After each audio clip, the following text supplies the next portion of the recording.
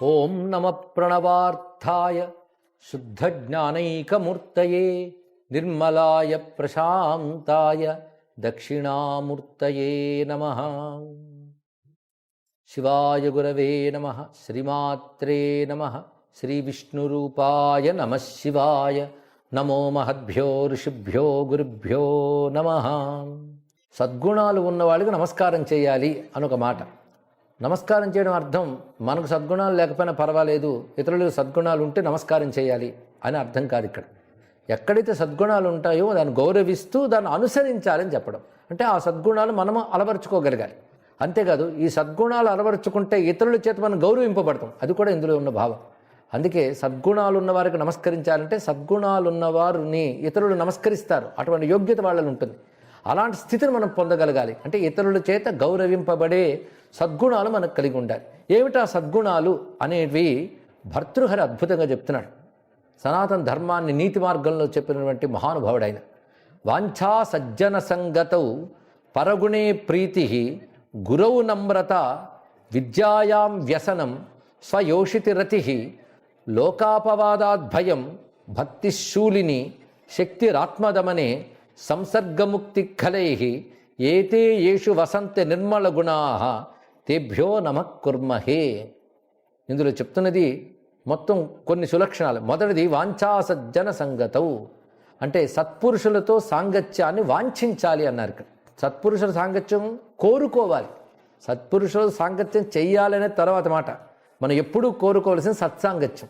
సత్సాంగత్యం లభించుగాక, ఇది మొదట. ఎందుకంటే ఇది ఒక్కటి ఉంటే మిగిలినవన్నీ దాని వెనకాల వస్తాయండి. సత్సాంగత్యం అంటే సత్పురుషులతో సాంగత్యం అని కాకుండా సద్విషయములతో సాంగత్యం కూడా. అంటే మంచిని తెలుసుకుంటూ ఉంటే అదే సత్సాంగత్యం. అలాంటి మంచి వాళ్ళతో కలిసి మసలడం కూడా సత్సాంగత్యమే. ఎందుకంటే వాళ్ళతో కలిసి తిరుగుతుంటే మంచి విషయాలే తెలుస్తుంటే మనకు తెలియకుండా మనసు మంచి వైపే మరలుతుంది. అదే మన చుట్టూ సహవాసం బట్టే మనం ఏమవుతామో తెలిసిపోతుంటుంది.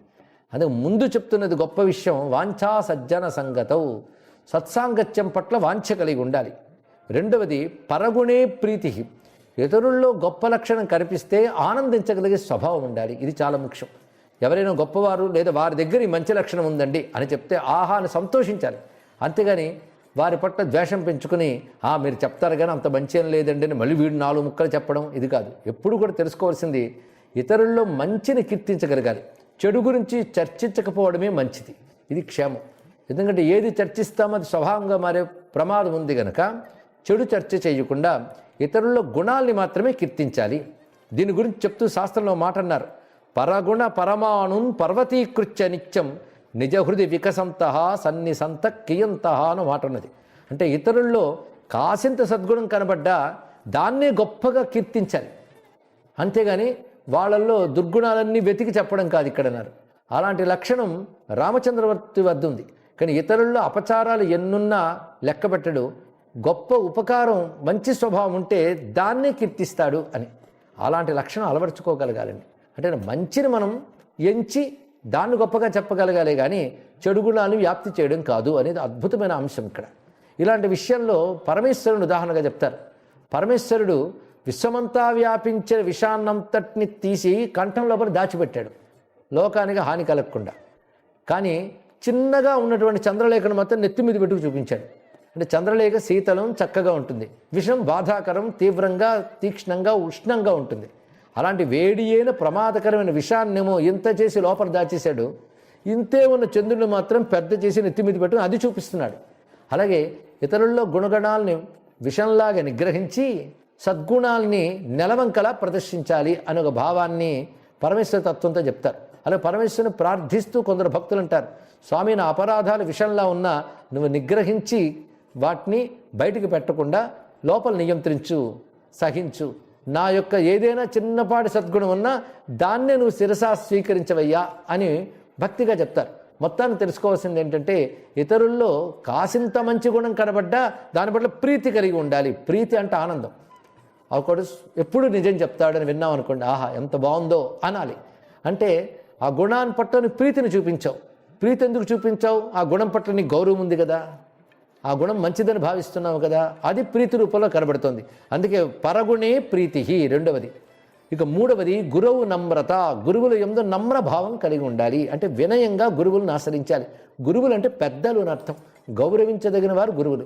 వారెవరు అంటే తల్లి, తండ్రి, అదేవిధంగా విద్యలను బోధించేటువంటి ఆచార్యులు ఇత్యాదులు చెప్పబడుతుంటారు. జ్ఞానాన్ని ఇచ్చేవారు, మనకంటే వయస్సులో పెద్దయిన వారు, వీళ్ళందరూ గురుభావంతో చెప్పవలసిన వారే. అలాంటి గురువుల పట్ల నమ్రభావం ఉండాలి. పెద్దల పొడగన్న భృత్యుల కైవడి చేరి నమస్కృతులు చేయువాడు అని ప్రహ్లాదుని వర్ణించారు పోతన గారు. ఆ విధంగా గురువుల పట్ల వినయభావం కలిగి ఉండాలి.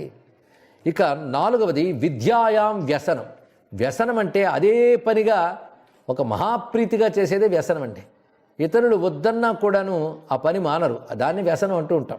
అదే అలవాటుగా ఇష్టమైన అలవాటుని వ్యసనం అనాలి గనక విద్యాయాం వ్యసనం అన్నారు. ఇక్కడ వ్యసన శబ్దానికి అనేక పర్యాయ పదాలు ఉన్నాయి. ఇక్కడ ఇది గ్రాహ్యం. విద్యల పట్ల వ్యసనం కలిగి ఉండాలి. అంటే కొన్ని వ్యసనాలు వదులుకోలేరు ఎవరిని చెప్పినా. విద్యను వ్యసనం అయిపోవాలి. అంటే అనేక రకాల జ్ఞానాలు, శాస్త్రాలు అధ్యయనం చేయడం, తెలుసుకోవడం, గ్రంథాధ్యయనం చేయడం, ఇది మన వ్యసనం అయిపోవాలి. అందుకే శాస్త్రం ఎంతగా మనం తెలుసుకుంటూ ఉంటే అంత ఆనందం కలుగుతుంది. అలాగే ప్రతిరోజు కూడా ఏదో ఒక జ్ఞానాన్ని మనం నేర్చుకోగలగాలి. నేర్చుకునేవాడు ఎప్పుడూ కూడా చైతన్యంతో ఉంటాడు. కానీ వృద్ధుడైనా నిరంతరం నేర్చుకుంటూ ఉంటే వాడే యువకుడు అన్నారు. యువకులైనా ఏది నేర్చుకోకుండా రోజులు గడిపేస్తుంటే వాడంత వృద్ధుడు మరొకడు ఉండడు. కానీ విద్యాయాం వ్యసనే అన్నారు. విద్యలు యందు వ్యసనం కలిగి ఉండాలి. ఎంత చక్కటి మాట అండి. ఇక్కడ ఇలాంటి లక్షణాలు తెచ్చుకోగలిగి ఇంకేం కావాలి? కనుక నిరంతరం ఏదో ఒకటి నేర్చుకోవాలి, ఏదో ఒకటి అధ్యయనం చేయాలి. ఆ ఏదో ఒకటి అనేది కొంచెం పనికొచ్చేది, మంచిది, ఉత్కృష్టమైనదిగా అయి ఉండాలి. అలాంటి విద్యల పట్ల వ్యసనము అంటే మహాప్రీతి కలిగి ఉండాలి. ఇంకొకటి ఐదవ గుణం స్వయోషితిరతి. ఇది చాలా గొప్ప మాట. గృహస్థులైన వారు తన భార్య యందు మాత్రమే ఆసక్తి ఉండాలి. ఇతర స్త్రీల పట్ల మాతృభావన మాత్రమే ఉండాలి. అది స్వయోషితిరతి. ఇది చాలా గొప్ప భావం.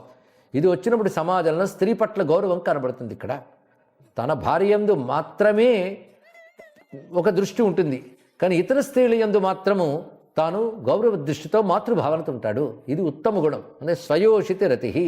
లోకాపవాదాద్భయం. లోక అపవాదం అంటే లోకంలో అపకీర్తి రాకుండా చూసుకోవాలి.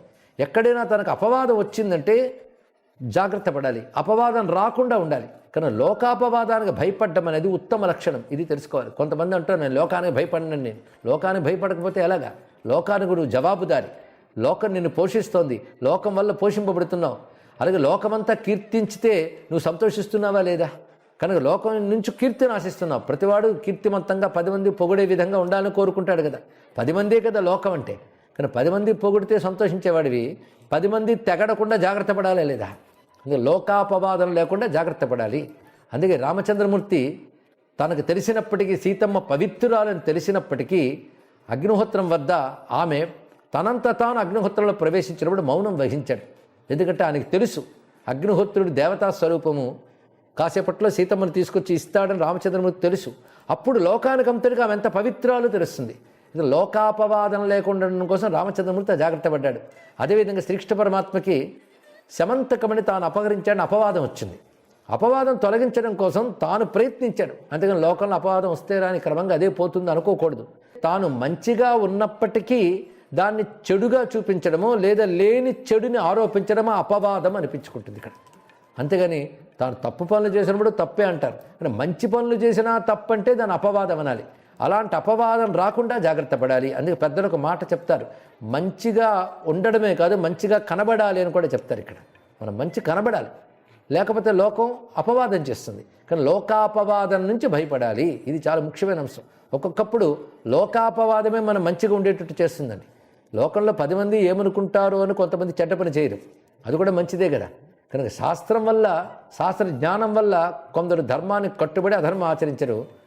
లోకానికి భయపడి కొంతమంది అధర్మాన్ని ఆచరించకుండా ధర్మమునందు ఉంటారు. ఎందుకంటే అధర్మంలో ఉంటే లోకం నిందిస్తుంది. కానీ లోక నింద, లోకాపవాదం కలగకుండా జీవించాలి. అది కలుగుతుందేమో, అది కలగకుండా ఏం చేయాలని జాగ్రత్త ఉండాలి. అది భయం అనే శబ్దానికి ఇక్కడ అర్థం. జాగ్రత్త పడ్డమే నిజాన్ని భయ శబ్దానికి అర్థం. ఊరికను భయపడిపోవడం కాదు, అపవాదం రాకుండా చక్కగా ప్రవర్తించాలి అనే ఒకానొక స్పృహ, ఒకానొక జాగ్రత్త పడే లక్షణం పేరు భయం అని చెప్పారు ఇక్కడ. లోకాపవాదాత్ భయం. ఈ విధంగా ఇప్పటి వరకు వాంఛాసజ్జన సంగతౌ, పరగుణే ప్రీతి, గురవు నమ్రత, విద్యాయాం వ్యసనం, స్వయోషితరతి, లోకాపవాదాత్ భయం అంటూ 6 సద్గుణాలు చెప్పారు. తర్వాత చెప్తున్నది 7వది భక్తిశూలిని. ఇది చాలా ముఖ్యమైనవండి. నీతుడికే ఎన్నైనా చెప్తారు. ఎన్ని నీతులు ఎన్ని ధర్మాలు పాటించినా ఉండవలసినది పరమాత్మ యందు భక్తి కలిగి ఉండాలి. అయితే భర్తృహరి అనే మహానుభావుడు గొప్ప శివభక్తుడు. భర్తృహరి, కాళిదాసు వీళ్ళందరూ గొప్ప శివభక్తులు. ఎలాంటి శివభక్తులు అంటే ఇతర దేవతల పట్ల ద్వేషం లేని జ్ఞానరూపమైన భక్తులు వాళ్ళు. అలాగే విష్ణు భక్తులైన మహాత్ములు, ఇతర దేవతల పట్ల ద్వేషం లేని మహాత్ములు కూడా ఉన్నారు. వారందరూ మాటలు ఇలాగే ఉంటాయి. భక్తి శూలిని అన్నారు. శూలిని అంటే శివుని యందు భక్తి కలిగి ఉండాలి. ఇది 7వ లక్షణంగా చెప్పారు. ఇక్కడ శివుడు కావచ్చు, విష్ణువు కావచ్చు, అమ్మవారు కావచ్చు, భగవంతుని యందు భక్తి కలిగి ఉండాలనేది ఇక్కడ తెలుసుకోవాలి. ఇక్కడ అంటే భగవంతుని తలచుకుంటూ ప్రీతిభావం, ఆయన ఆశ్రయించడం, భక్తి శబ్దానికి కూడా ఆశ్రయించడం, ప్రీతి కలిగి ఉండటం, నమ్మకం కలిగి ఉండడం, మూడింటిని కలిగి భక్తి అనాలండి. మొదట ఆశ్రయించాలి, రెండవది విశ్వసించాలి, మూడవది ప్రేమ రూపమైన ప్రవృత్తి ఉండాలి. ఈ మూడు కలిగితే భక్తి అంటారు. అలా పరమాత్మ యందు ప్రేమ ఉండాలి, విశ్వసించాలి, ఆశ్రయించాలి. ఈ 3 లక్షణాలు ఉన్నవాడు లోకంలో ఎంత క్షేమంగా ఉంటాడంటే అన్నమాచార్యుల వరకు మాట చెప్తారు. త్రికరణ శుద్ధిగా చేసిన పనులను దేవుడు మెచ్చును, లోకము మెచ్చును అన్నాడు. నువ్వు త్రికరణ శుద్ధిగా చేసిన పనులకి భగవంతుని మెచ్చుకుంటాడు, లోకం మెచ్చుకుంటుంది. ఇక్కడ మొదట చెప్పింది ఎవరిని? భగవంతుని మెచ్చుకుంటాడన్నారు. రెండవది లోకం మెచ్చడం గురించి చెప్పారు. అంటే అర్థం ఏంటంటే మనం ధర్మబద్ధంగా జీవించినప్పటికీ లోకం మెచ్చుకుంటుందో లేదో అని మనం భయపడకూడదు. భగవంతుని మెచ్చుకున్నాడో లేదో చూసుకోవాలి ఇక్కడ. ఎందుకంటే ఒక్కొక్కప్పుడు సమాజంలో అధర్మాన్ని మెచ్చుకునే లోకం కూడా ఉండవచ్చుగాక. అందుకు లోకం మెప్పు కంటే భగవంతుడి మెప్పు ముఖ్యం. అందుకే లోకం మెచ్చుకునేలా ప్రవర్తించాలని చెప్తూనే శాస్త్రబద్ధంగా ప్రవర్తించాలన్నారు. ఒక్కొక్కప్పుడు సమాజంలో మనం చూస్తూ లోకం ధర్మబద్ధమైన జీవితాన్ని మెచ్చుకోలేకపోవచ్చు. ఒక క్రమశిక్షణతో ఉన్నవాడిని 10 మంది మెచ్చుకోలేకపోవచ్చు. అబ్బా అప్పటికి వీడొక్కడే బుద్ధిగా ఉన్నట్టు అని 10 మంది అనొచ్చు. వాళ్ళు ఏమనుకుంటారో అని మనం అధర్మం చేయరాదు. అని ధర్మాచరణ చేసేటప్పుడు భగవంతుని దృష్టిలో పెట్టుకు చేయాలి, లోకాన్ని కూడా పెట్టుకోవాలి. కానీ తర్వాత మాట అది. అందుకే దేవుడు మెచ్చును, లోకం మెచ్చును అన్నాడు ఇక్కడ. అందుకే లోకాపవాదాత్ భయం తర్వాత భక్తిస్తున్నని చెప్పడంలో భగవంతుని యందు దృష్టి పెట్టుకుని ధర్మాన్ని ఆచరించు, అప్పుడు భగవంతుని మెచ్చుకుంటాడు. భగవంతుని మెచ్చుకుంటే లోకం కూడా మెచ్చుకుంటుంది. అదే లోకేశ్వరుని మనం పట్టుకుంటే లోకం మనల్ని పట్టుకుంటుంది అంటారు పెద్దలు. అందుకే భక్తులు ఎప్పుడు భగవంతుని దృష్టిలో పెట్టుకుని ధర్మాచరణ చేస్తారు. అందుకే భక్తి శూలిని. అంతేకాదు పరమాత్మ యందు ప్రేమ విశ్వాసం ఉంటే ధైర్యం ఉంటుందండి జీవితంలో. ఆయన రక్షిస్తాడు, ధర్మంగా ఉంటే ఆయన కాపాడుతాడని ఒక భావం కలుగుతుంది.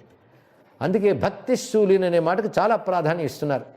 దాని తర్వాత శక్తి రాత్మదమనే అంటే మనోనిగ్రహంలో శక్తి అని చెప్పారు ఇక్కడ. శూలి యందు భక్తి ఉండాలి, మనస్సు నిగ్రహించడంలో శక్తి ఉండాలన్నారు. ఇది చాలా గొప్ప మాట. శక్తి అంటే ఇంకోళ్ళపై ప్రతాపం చూపించడం కాదు, ఇంకొకరిని నిగ్రహించడం కాదు, ఇంకొన్ని జయించడం కాదు. మన ఇంద్రియాన్ని జయించడమే గొప్ప శక్తి. నిగ్రహంలోనే శక్తి ఉంటుంది. అందుకే ఎవడు నిగ్రహశీలుడో వాడిలో ఆత్మశక్తి జాగృతమవుతుందిట. అదేగా నిగ్రహం లేకపోతే వాళ్ళ శక్తి క్షీణిస్తుంది అని చెప్పారు. అది శక్తి రాత్మదమనే, తనని తాను నిగ్రహించడంలో శక్తి ఉండాలి. కనుక శక్తి ఎందు ఉండాలి? ఆత్మదమనే, నిగ్రహించుకోవడానికి శక్తి ఉండాలి. కానీ వాంఛ సజ్జన సాంగత్యంలో ఉండాలి, ప్రీతి పరగుణములను కీర్తించడంలో ఉండాలి, నమ్రత గురువుల పట్ల ఉండాలి, వ్యసనం విద్యల పట్ల ఉండాలి, ఆసక్తి తనదైన కుటుంబమునందు మాత్రమే ఉండాలి, లోకాపవాదం నుంచి భయం ఉండాలి. కానీ భయం లోకాపవాదం పట్ల ఉండాలి, భక్తి పరమాత్మ యందు ఉండాలి, శక్తి తనను తాను నిగ్రహించుకోవడంలో ఉండాలి. ఇక విడిచిపెట్టడం కూడా ఉండాలి. విడిచిపెట్టడం కొందరు చేస్తుంటారు. కానీ విడిచిపెట్టడం దేన్ని విడిచిపెట్టాలంటే సంసర్గముక్తి కలయిహి, దుర్మార్గులతో సాంగత్యాన్ని విడిచిపెట్టాలి. కనుక ఇక్కడ వాంఛ, ప్రీతి, నమ్రత, వ్యసనము, రతి, భయము, భక్తి, శక్తి చెప్పారు. ఇవన్నీ దేని యందు ఉండాలో చెప్పారు. అలా ముక్తి విడిచిపెట్టడం ఎక్కడ ఉండాలంటే కలయిహి సంసర్గముక్తి, దుర్మార్గులతో మూర్ఖులతో సాంగత్యాన్ని విడిచిపెట్టాలి. కానీ విడిచిపెట్టవలసింది దుర్జన సాంగత్యం. ఇక్కడ గొప్పది ఏంటంటే మొట్టమొదటి మాట సజ్జన సాంగత్యం కోరుకోవాలన్నారు, చివరి మాట దుర్జన సాంగత్యం విడిచిపెట్టాలన్నారు. మధ్యలో మిగిలిన సద్గుణాలన్నీ చెప్పారండి. ఇలా లెక్క కడితే మనకిప్పటికీ వాంఛా సజ్జన సంగతవు పరగుణే ప్రీతి, గురో నమ్రత, విద్యాయాం వ్యసనం, స్వయోషితరతి, లోకోపవాదాద్భయం, భక్తి శూన్య, శక్తిరాత్మదన్ని, సంసర్గముక్తి కలగిన 9 గుణాలు చెప్పడం జరిగింది. ఈ 9 గుణాల్లో మొదటిది చివరిది చూడాలి. అది ఋషి ఎంత అద్భుతంగా రచిస్తాడంటే ఇది. ముందు సజ్జన సాంగత్యం కావాలన్నారు, దుర్జనులతో విడిచిపెట్టాలన్నారు. అంటే సజ్జన సాంగత్యం కోరుకోవాలి, దుర్జన సాంగత్యం విడిచిపెట్టాలి. త్యాజ్యము దుర్జన సాంగత్యము, సాధ్యము సజ్జన సాంగత్యము అనే మాట నారదుల వారు కూడా భక్తి సూత్రాలు చెప్తారు. అంటే మనం తదేవ సాధ్యతాం, ప్రయత్నపూర్వకంగా సజ్జన సాంగత్యం చేయాలండి. ఎక్కడో ఒక సత్పురుషుడు ఉన్నాడు, ఒక జ్ఞాని ఉన్నాడు, ఒక శాంతుడు ఉన్నాడు అంటే వెతుక్కునైనా ఆయన వద్దకు వెళ్ళాలి. ఆయన వల్ల 4 మంచి మాటలు ఇత్యాదులు గ్రహించవచ్చు కదా. అది వెతుక్కోవాలి, కోరుకోవాలి. అది దుర్జన సాంగత్యమా, గమనించి తొలగించుకోవాలి. ఈ రెండిటి మధ్య ఇన్ని గుణాలు చెప్పారంటే దుర్జనులు విడిచిపెట్టి సజ్జలను పట్టుకుంటే ఈ గుణాలు వృద్ధి చెందుతాయి. అదే కానీ దుర్జనులతో ఉన్నా అనుకోండి, చెడ్డ పని చేయడానికి వాళ్ళు ప్రేరేపిస్తారు కూడా, ఏం పర్వాలేదు చేయవచ్చని సమర్థిస్తారు. దీనివల్ల కూడా మనం చెడిపోవచ్చు. అందుకే చెడు సాంగత్యం విడిచిపెట్టాలనే విషయం ఎన్ని రకాలుగానో చెప్తున్నారు. అదే సాంగత్య ప్రభావం వల్లే చెడు చేస్తారనడానికి దుర్యోధన కర్ణాదుల స్నేహం చెప్తారు. కర్ణుని వల్ల దుర్యోధనుడి యొక్క దుర్గుణములు మరింత ప్రేరేపింపబడ్డాయి. నేనున్నాను కదా పర్వాలేదు అంటూ ఉన్నాడు వాడు. అదొక స్నేహం, దుర్జన స్నేహం. దానికి తోడు మరో 2 ఉన్నారు, శకుని ఒకడు, దుశ్శాసనుడు ఒకడు. అందుకే వాడు దుష్ట చతుష్టయం అంటారు. ఇందులో ఎవరి వల్ల ఎవరు ప్రేరేపింపబడ్డారంటే ఒక దుష్టుడు మరొక దుష్టుడికి ప్రేరకుడుగా ఉన్నాడు. అందుకే వాళ్ళు రాజ్యభోగాలు అనుభవిస్తున్నప్పుడు కూడా ఆ 13 ఏళ్ళు చేసిన పని ఏంటంటే దుర్జన సాంగత్యమే. ఒక సత్పురుషుని మాట కూడా వినలేదు వాళ్ళు, చెప్పినా వినలేదు. విదురుడు చెప్పాడు, భీష్ముడు చెప్పాడు, వీళ్ళు ఎవరు చెప్పినా వినలేదు. అంటే సజ్జన సాంగత్యాన్ని విడిచిపెట్టారు వాళ్ళు, దుర్జన సాంగత్యం కోరుకున్నారు. అదే ధర్మరాజు ఏం చేస్తున్నాడు, అరణ్యంలో ఉన్న మహర్షుల మాటలు అది వింటూ ఉన్నాడు. ఆ సజ్జన సాంగత్య ప్రభావం ఆయనకి విజయాన్ని ఇచ్చింది, దుర్జన సాంగత్య ప్రభావం సమూల నాశనాన్ని ఇచ్చింది. ఇదే భారత కథ మనకు చెప్తున్నది ఇక్కడ. కనుక సద్గుణాలు ఎప్పుడు సజ్జన సాంగత్యం వల్ల పెరుగుతాయి కనుక ముందు దాన్నే చెప్పాడు భర్తృహరి. ఏతే యేషు వసంత నిర్మల గుణా, ఈ నిర్మల గుణాలు ఎవరి యందు ఉంటాయో తేభ్యో నమః కుర్మహే, వారికి నమస్కారం చేస్తున్నాము అంటున్నాడు భర్తృహరి.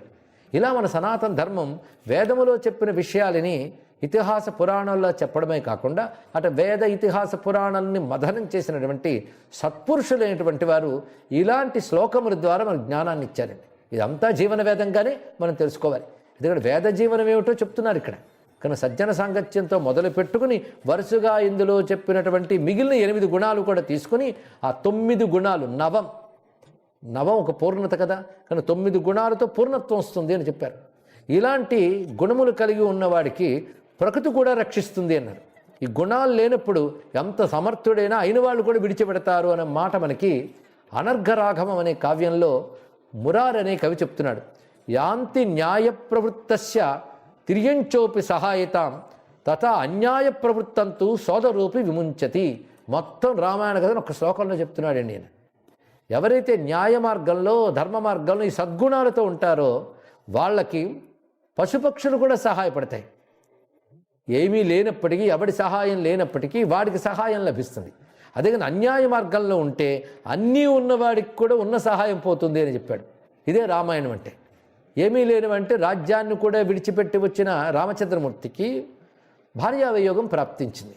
దానికే అతను వెళుతూ ఉంటే త్రోవలో ఎవరు సహకరించారు? జటాయువనే పక్షి మొదలుకొని త్రోవలో కొందరు ఋషులు, శబరి మొదలైన వారు సహకరించారు. తర్వాత హనుమంతుడు, సుగ్రీవుడు మొదలైన వానర వీరులు సహకరించారు. వీళ్ళందరూ జంతువులు ఇత్యాదులే కదా. ఇలాంటి సామాన్యమైనటువంటి జంతుజాలం కూడా న్యాయ ప్రవృత్తులు ఉన్న వారికి రక్షిస్తారు, నిర్మల గుణం ఉన్న వారిని రక్షిస్తూ ఉంటారు. ఎందుకంటే నిర్మల గుణాల వల్ల ఒక ఆకర్షణ ఏర్పడుతుంది. ఈ ఆకర్షణ అనేది ఒకానొక అభినయాల వల్ల వీటి వల్ల రాదు. కొంతమంది కీర్తి కోసం నానాయాతన పడుతూ ఉంటారు. నువ్వు ధర్మబద్ధంగా గొప్పగా జీవించు, అదే కీర్తినిస్తుందని చెప్తుంది సంస్కృతి, మన సంస్కృతి. అందుకే ధర్మబద్ధంగా ఉండడం వల్ల వచ్చే మంచి పేరుని యశస్సు అంటారు అని చెప్పారు. అలా రావాలి, అది నిజమైన ఆకర్షణ. అదే నిర్మల గుణములు కలిగిన వల్ల రాముడు అంటే అందరికీ ఆకర్షణే. ఋషులు కానీ, అటు దేవతలు కానీ, చివరికి రాక్షసుడైన రావణుడు కూడా రాముని మెచ్చుకోలేకుండా ఉండలేకపోయాడు. అంత అద్భుతమైన గుణములు కలిగిన వాడు రామచంద్రమూర్తి. దాని చేత అందరూ ఆకర్షితులయ్యారు, అందరూ సహాయపడ్డారు.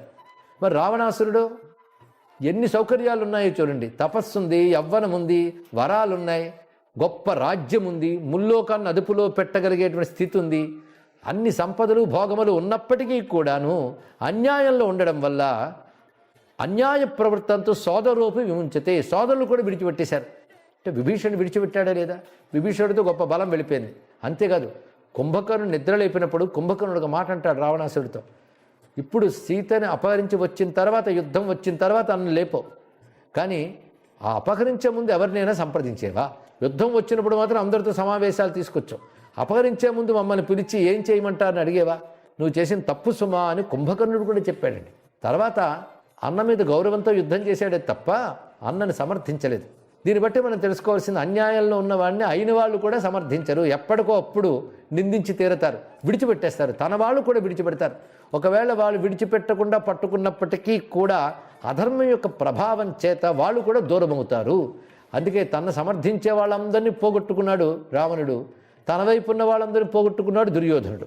కనుక తనకింత మందీ మార్బలం ఉంది కదా అని గర్వించడానికి లేదు. నీకున్న అన్యాయ ప్రవృత్తి వీళ్లను కూడా దూరం చేస్తుంది. ఆ అన్యాయ ప్రవృత్తిని ఉండడం చేత నీ చుట్టూ ఉన్న వాళ్ళలో ఎవరైనా అన్యాయంగా ఉంటే వాళ్ళు వెళ్ళిపోతారు. అన్యాయాన్ని మెచ్చుకుని దగ్గరున్న వాళ్ళు కూడా అధర్మ ప్రభావం చేత వాళ్ళు కూడా పోక తప్పదు. ఇది గొప్ప సందేశం. అటు రామాయణ భారతాలను అన్వయించుకుంటూ చెప్పుకోవచ్చు. ఇలాగా దివ్యమైన విషయాలు మనకు తెలియజేశారు వేద జీవనం నుంచి గ్రహించి. అందుకే ఒక్కొక్కప్పుడు ధర్మబద్ధంగా ఉన్న మన శత్రువులు కూడా ప్రశంసిస్తూ ఉంటారు. ఎందువల్ల? ధర్మం యొక్క గొప్పతనం ఇది. అందుకే ఈ సద్గుణాలు ఎవరి దగ్గర ఉంటాయో వాళ్ళకి నమస్కరిస్తున్నాను అంటే ఇప్పుడు మనకు తెలుస్తోంది మహాత్ములను ఎందుకు నమస్కరిస్తున్నామో. రామచంద్రమూర్తి మనం నమస్కరిస్తున్నాం, కారణం నారాయణుడు, అందులో సందేహం లేదు. కానీ ఈ దివ్యగుణములు ఉండడం వల్ల కదా ఆయనకు నమస్కరిస్తున్నాం. అందుకే ఆయన దివ్యగుణములను కీర్తించడానికే వాల్మీకి రామాయణం రాశాడు. నారదుడు కూడా వాల్మీకితో బహవో సంతి అన్నాడు. భగవస్సంతి, అనేక రకమైన సద్గుణములు రాముని యందు ఉన్నాయి అని చెప్పాడు. అందువల్లనే రామాయణ కావ్యానికి నాయకుడు అయ్యాడు. ఇప్పటికి మనం స్మరిస్తున్నాం. ఎందువల్లంటే ఏతే యేషు వసంతే నిర్మల గుణాః తేభ్యో నమః కుర్మహే. అందుకు ఎవరి యందు నిర్మల గుణములు ఉంటాయో వాళ్ళకి నమస్కరిస్తున్నామన్నారు. అలా నిర్మల గుణాలు ఉన్నవారినే మనం నాయకులుగా చెప్పుకున్నాం. అయితే ఇక్కడ రామాదులు భగవంతుడి స్వరూపం అవడమే కాకుండా నిర్మల గుణములు కూడా కలిగిన వారు. ఇక్కడ మరొకటి విశేషం, ఈశ్వరీయ గుణములు అంటారు ఇక్కడ. అంటే ఉత్తమ గుణముల రాసి భగవంతుడు. అందుకు ఉత్తమ గుణములన్నీ భగవంతుల్లో ఉంటాయి. మరి భగవంతుడు ఆవిర్భవించినప్పుడు ఉత్తమ గుణములే చూపిస్తాడు. ఎందుకు? లోకంకి ఆదర్శం చెప్పడం కోసం. అందుకే భగవానుడు ఇలాంటి ఉత్తమ గుణములతోనే ఉంటూ నమస్కరింపబడ్డాడు. అందుకే రామాదులు సుఖజీవనం కంటే గుణజీవనానికి ప్రాధాన్యం ఇచ్చారు, తెలుసుకోవాలి.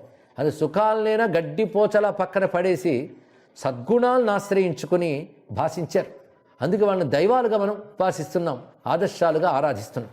అయితే అవతారమూర్తులైన రామకృష్ణాదులు మాత్రమే కాకుండా వారి యందు భక్తులకి ధర్మనిష్ఠులైన యుధిష్ఠిరుడు, నలచక్రవర్తి మొదలైన మహాత్ముల్ని మనం ప్రాతస్మరణీయుల కింద భావన చేస్తున్నాం. ఒక రఘుమహారాజు, కకుత్సుడు ఇత్యాది, దిలీప చక్రవర్తి మొదలైన వాళ్ళని గొప్ప చక్రవర్తులుగా కాళిదాసాదులు కావ్యాలు ఎందుకు రాశారు అంటే వాళ్ళ యందు నిర్మల గుణములు ఉన్నాయి కనుకనే. కానీ అవతారమూర్తుల యందు సహజంగా నిర్మల గుణములు ఉంటాయి. వాళ్ళని ఆరాధిస్తూ అనుసరించే వాళ్ళల్లో కూడా నిర్మల గుణాలు ఉంటాయి.